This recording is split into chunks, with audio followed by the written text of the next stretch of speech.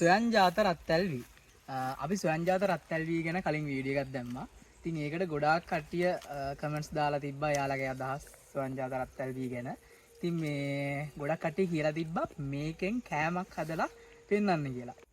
ඉතින් අද අපි යන්නේ මේකෙන් බත් එකක් හදන්න. බත් එකක් හදලා ඒක කන වීඩියෝ එකක් දානවා. ඉතින් මේ වීඩියෝ එක ඉවරනකම් බලන්න. මේ වීඩියෝ එකේදී මේ හාල් එක කොහොමද අපි උයන්නේ කියලා, ඒක කොච්චර වෙලාවක් යනවද මේකට, එතකොට මේකේ මොන වගේ රසක් දෙන්නේ, සාමාන්‍ය බත් එක්ක අපි කම්පෙයාර් කරලා කියන්නම් රස අනිවාර්යෙන්ම.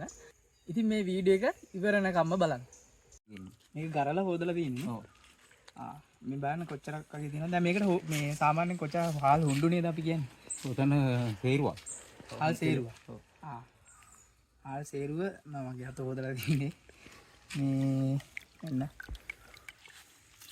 මේවා ඔක්කොම සුද්ධ කරලා තියෙන නේ මම.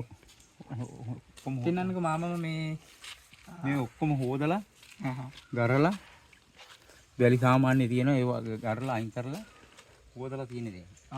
වැලි ලිපේ තියන්න තියෙන්නේ. ලිපේ තියෙන්නේ ඔක්කොම මේ රොඩු ටික අයින් කරා. ඒක ලේසින් කරගන්න පුළුවන් වුණාද? ඒ කියන්නේ අර පොත් අයින් කරන එක. එච්චර කරදරයක්වත් නෑ. හිසරේ කරා. පිළුවන් පස්සේ යනවා. පිළුවටම එකපාරට යන්නේ අර ඇලිලා තියෙන හැට ඉන්නවා. ඒ යට වලට මොකද කරන්නේ? ඒවා එහෙම්ම නියපොත්තෙන් කල්ලා ගුල්ලා අරක අයින් කරනවා. අයින් කරනවා නේ. ගොඩක් නෑ සුක්ටයි.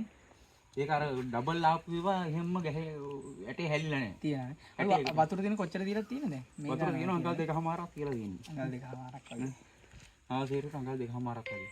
අපි කියලා බලමු නේ ලිපෙන්. අපි ලිපක් එළියෙම හදාගත්ත යාළුවනේ ඔයාලට පෙන්නන්න.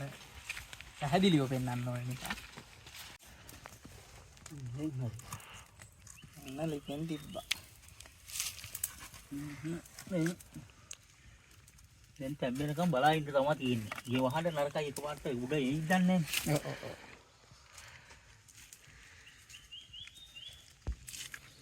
ඇටේ වතුරටත් උඩමත් වෙන වර්ගයක් මේක.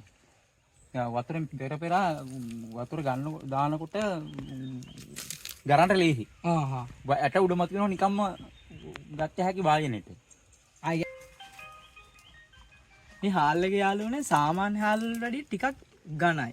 ඒ කියන්නේ දැන් මේක කම්පෙයාර් කරන්න පුළුවන් කැකුළු හාල් එක. කැකුළු හාල් එකකම ටේස්ට් එකමයි එන්නේ හාල් ඇටේ විකද්දි. දැන් ඔයාලා සාමාන්‍ය අර කඩේට ගිහිල්ලා හාල් ගන්නකොට නිකන් හාල් ඇටයක් කටට අරන් විකලා බලනවනේ. ආන් ඒ වගේ බලද්දී ඊටත් වැඩිය හයියයි. ටිකක් හයියයි නේ මාමේ. කැකුළු හාල් වල ටිකක් හයියයි. ඒ නිසා මං හිතන්නේ ටිකක් වෙලා යයි මේ හාල් එක හදන්න. දැන් ගොඩක් කටි කමෙන්ට්ස් උත් දාලා තිබ්බා පැයක් වගේ යනවා කියලා. අපි බලමු පැයක් යනවද කියලා මේ වැඩේට. දැන් විලා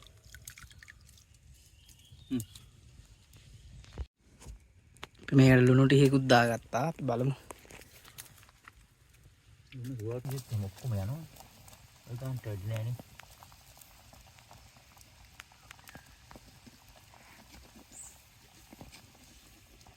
තාම ඇට එහෙම. සාමෙලෙක් වෙලා. විනාඩි 10ක් වෙලත් තාම ඇට එහෙමයි නේද මාමේ. ඔව්. කිරි රහක් එනවා. දැන් මේ සාමාන්‍ය විනාඩි 20ක් වගේ තැම්බිච්ච මේ තැම්බිලා තියෙන්නේ. දැන් මේක හයියම වෙලා නැහැ. දැන් ටිකක් මේ මෙලෙක් වෙලා තියෙන්නේ. දැන් මේකෙන් මේක කද්දී එනවා එක එක රහවල් එනවා නේ මාමි. කිරි රහ එනවා. තාම බෑ. අපි බලමු මේක හොඳටම තැම්බුණාට පස්සේ අපි මේක කිරිබත් එකක් හදන්න තමයි හිතන් ඉන්නේ. පොල් ගෙඩියකම කිරි දාන්න වේද මාමේ? මදිනේ. සේරුවකට අපි පොල් ගෙඩිය තහමාරක් ගන්නවා. දාන්නවනේ. උකට සේරුවක් දාලා බලන්න. දැන් මේක තැම්බෙන්න තියලා විනාඩි 40කට කිට්ටුයිනේ. තාමත් 100% තැම්බිලා නැහැ. හැබැයි සාමාන්‍ය ගානට තැම්බිලා තියෙන්නේ. කොහොද ඒක දෙන්නේ? වතුර පාට රතු. දැන් පේනද ඔයාලට මේ තැම්බෙද්දි ටිකක් සුදු පාට වගේ ගතියක් එනවා. සුවඳයි. බාගෙට තැම්බෙනකොට හොයාගන්න පුළුවන් සුදු පාට ගතිය එන්නේ. විනාඩි 40ක් වෙලා තාම තැම්බිලා නැහැ. බඩේරුඟු රහක් වගේත් එනවා. නිකන් කජු රහකුත් එනවා. කිරි රහකුත් එනවා. සාමාන්‍ය හාල් එකක් තැම්බෙද්දී එන රහත් එනවා. සුවඳ අපි බලමුනේ ඔක්කොම තම්බලා මේකත් එක හදලම බලමු. දැන් ඉලාව 2:15යි. ඒ කියන්නේ පැය හරියටම පැයක් ගිහිලා තියෙනවා.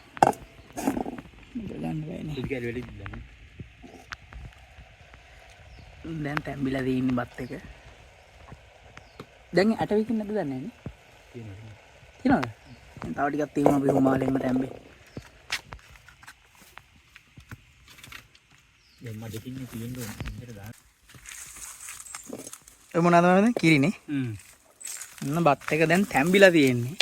දැන් පැයයි විනාඩි 10ක් වගේ ගියා. දැන් ඒකට කිරි දානවා.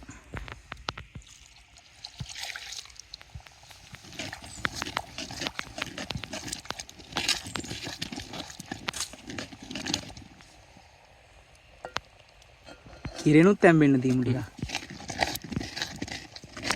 මොඩගින්නේ තැම්බෙන්න ඕන.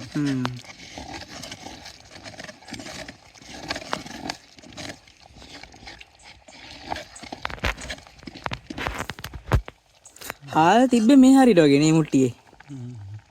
මේ ගානට වගේ තිබ්බේ දැන් කියන මේ හරියට වගේ.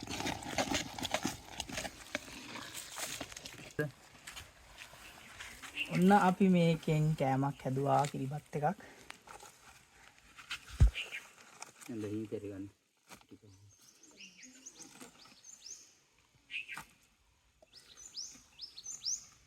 සුවඳක් එනවනේ. තුනි කරගන්න. මේකෙන් කෑමක් හැදුවා. දැන් මේක කාලා බලන්නයි යන්නේ. ඔයාලට කියන්නම් රස මොකක්ද කියලා.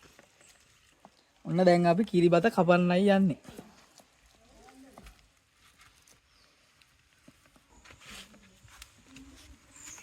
ඔන්න කිරිබත් ඔන්න කෑල්ලක් ගත්තා. කෑලි දෙකක් ගන්නම් මට ඇති. හැබැයි කෑල්ල ගත්තා හැකිනේ. නේද හයි වෙලානේ. ටිකක් හයි වෙලා. මේ ලුණු මිරිස් එකනේ.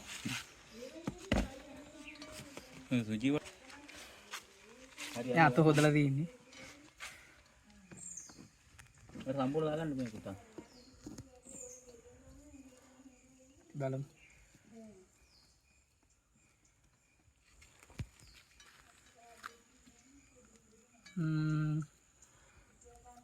අතර මේක රසයි.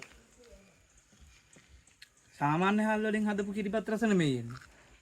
ඊට වඩා වෙනස් රසක් තියෙන්නේ. අරගෙන හදපිනද යගෙන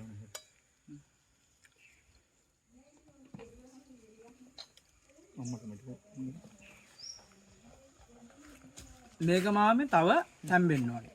ඒ කියන්නේ මේ තාම හයියට හයිය වගේ. ඇට ටිකක් හයියයි වගේ.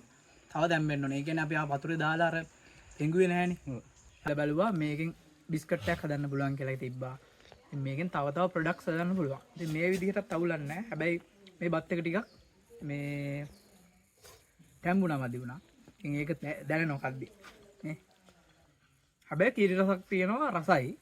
සාමාන්‍යයෙන් හාලෙන් හදන කිරිබත් එක්කට වඩා වෙනස්. ඒ රස නෙමෙයි එන්නේ. හොඳයි. ඔය යන්න. ඔයාලා කාලා බලන්න. ඔන්න දැන් ඔයාලට පැහැදිලි දැන් මේක කන්න පුළුවන් කෑමක් කියලා. දැන් මේකේ කිරිබත් විතර නෙමෙයි මං හිතන්නේ මේක අර තම්බලා පොළුයි සීනි දාලා වගේ කෑමක් හැදුවා. පට්ට රසක් තියෙයි. මොකද අපි තම්බද්දිත් කාලා බැලුවා ඒක නිකන් මේ කිරි රසක් වගේ 아무තු මට ඒක කියන්න තේරෙන්නේ නැහැ නිකන්. කියන්න තේරෙන්නේ නැති රසම රසක් එනවා. රසක් එනවා ඇත්තටම. ඒ කියන්නේ සාමාන්‍ය හාල් වලට වඩා රසයි. සාමාන්‍ය හාල් එකක් තැම්බෙද්දි කනකොට කන්න බෑනේ. අර ඒක නිකන් ඒක පිරියක් නෑනේ. ඒකට ඒ කියන්නේ හොද්දක් එක්කනේ කන්න ඕනේ. දැන් මේක එහෙම එකක් නෑ. මේක නිකන් දාන්නේ රසක් එන්නේ. ඒ කියන්නේ නිකන් අර දාන්නේ තියෙන කඩල, කවුපි, ආන් ඒ වගේ ටේස්ට් එකක් තමයි එන්නේ. ඉතින් මේ වීඩියෝ එක මෙතනින් ඉවරයි. ඉතින් මේ වීඩියෝ එකේ සම්පූර්ණයෙන්ම පෙන්නුවා මේකෙන් අපි කොහොමද කිරිබත් එක හැදුවේ කියලා. ඒ වගේම අන්තිමට ඒක කාලත් පෙන්නුවා. ඉතින් ඔන්න කන්න පුළුවන් කෑම මේකෙන් මට හිතන විදිහට නම් ගොඩක් ප්‍රොඩක්ට්ස් ඒ කියන්නේ කිරිබත් බහිම නැතු වෙන ඕන ගොඩක් ප්‍රොඩක්ට්ස් හදන්න පුළුවන් වෙයි කියලා මම හිතනවා. ඉතින් මේ වීඩියෝ මෙතනින් ඉවරයි. channel එකත් subscribe කරගෙන යන්න. එතකොට බීජ ඉල්ලලා තියෙන ගොඩක් කට්ටිය බීජ ඉල්ලපු අයට මම වීඩියෝ එකක් දාන්නම් බීජ කොහොමද ගන්න කියලා. ඉතින් මේ ඒ වීඩියෝ එකත් බලන්න.